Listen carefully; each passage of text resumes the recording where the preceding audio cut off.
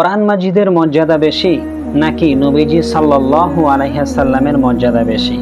এ বিষয়ে স্বয়ং কোরআন কি বলেছেন, হাদিসে কি বলা আছে, সেটাই আজকে এই ভিডিওর মধ্যে তুলে ধরার চেষ্টা করব। কেউ কেউ বলছেন কোরআন মাজিদের মর্যাদা অনেক বেশি, তারা তাদের সপক্ষে বেশ কোরআন থেকেই দলিল দিচ্ছেন। আবার পক্ষান্তরে আরেকটি দল বলছেন নবীজি সাল্লাল্লাহু আলাইহি ওয়াসাল্লামের মর্যাদা বেশি, তারা তাদের সপক্ষেও সেই কোরআন থেকে দলিল দিচ্ছেন। আসলে আমরা বিশ্বাস করব কোনটি এবং আহলে সুন্নাতুল জামাতের আকীদাই বা কি, সেগুলোই জানার চেষ্টা করব। আল্লাহ পাক রব্বুল আলামিন সূরা নামলের ৭৭ নম্বর আয়াতের মধ্যে তিনি জানিয়েছেন, ওয়া ইন্নাহু লাহুদান ওয়া রাহমাতুল লিল মুমিনিন। এই কোরআন মাজিদ হচ্ছে মুমিনদের জন্য রহমত এবং হেদায়েত। এছাড়া আল্লাহ পাক রব্বুল আলামিন সূরা বানী ইসরাঈলের ৮২ নম্বর আয়াতের মধ্যে জানিয়েছেন, অনুনাজ্জিলু মিনাল কোরআনি মা হুয়া শিফাউন ওয়া রাহমাতুল লিল মুমিনিন। এই কোরআন মাজিদ নাজিল করা হয়েছে মুমিনদের জন্য শেফা ও রহমত স্বরূপ। এছাড়া আল্লাহ সূরা আল বাকারার ২ নম্বর আয়াতের মধ্যে বলছেন, হুদাল লিল মুত্তাকিন। এটি হচ্ছে মুত্তাকিনদের জন্য পথ প্রদর্শক। এই প্রত্যেকটি আয়াত কোরআন মাজিদের মর্যাদা বহন করছে। আল্লাহ পাক রব্বুল আলামিন সূরা বাকারার মধ্যে বলছেন, এই কোরআন হলো মুমিনদের জন্য সঠিক পথ প্রদর্শক। আবার বানী ইসরাঈলের মধ্যে বলছেন মুমিনদের জন্য শেফা ও রহমত।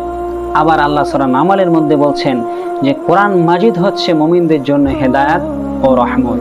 কিন্তু প্রত্যেকটা কথা আপনারা একটু ফলো করুন, আল্লাহ যা কিছু বলছেন কোরআন মাজিদে সব কিন্তু মুমিনদের জন্য, মুমিনদের জন্য রহমত, মুমিনদের জন্য শেফা, মুমিনদের জন্য হেদায়েত। কিন্তু পক্ষান্তরে এই কোরআন মাজিদের ভিতরে রাসূলুল্লাহ সাল্লাল্লাহু আলাইহি ওয়াসাল্লামের সম্মান সম্পর্কে আল্লাহ নিজেই বলছেন, ওমা আরসালনাকা ইল্লা রাহমাতাল লিল আলামিন।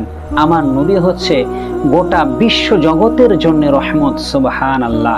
এখানে শুধু মুমিনের জন্য রহমত বলা হয়নি এবং শুধু কাফেরের জন্যও রহমত বলা হয়নি, গোটা বিশ্ববাসীর জন্য, জড়বস্তু, জীব, পশু পাখি, ইহুদি খ্রিস্টান সকলের জন্য রাসূল সাল্লাল্লাহু আলাইহি ওয়াসাল্লাম রহমত নিয়ে এসেছেন।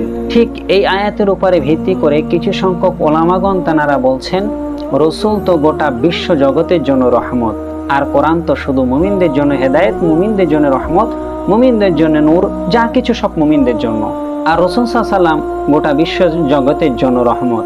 তাহলে কে বেশি উত্তম? তারা এই যুক্তিগুলো তুলছেন।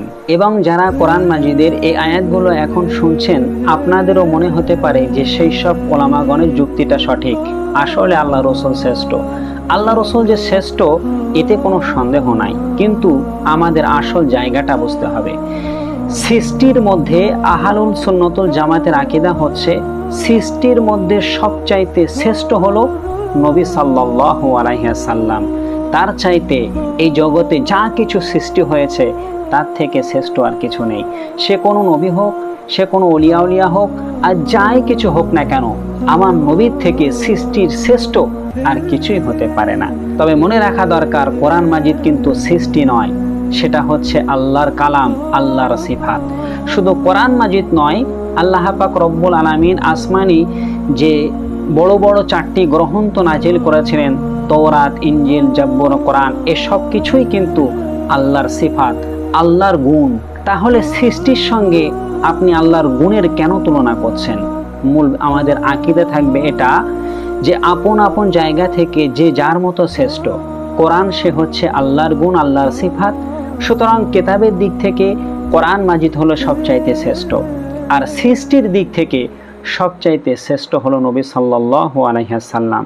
এখানে একটা অন্যের প্রতিদ্বন্দ্বী তৈরি করা যুক্তি দিয়ে এটা আমাদের জন্য নিতান্তই মূর্খের পরিচয় এবং আকীদার দিক থেকে ক্ষতি হতে পারে।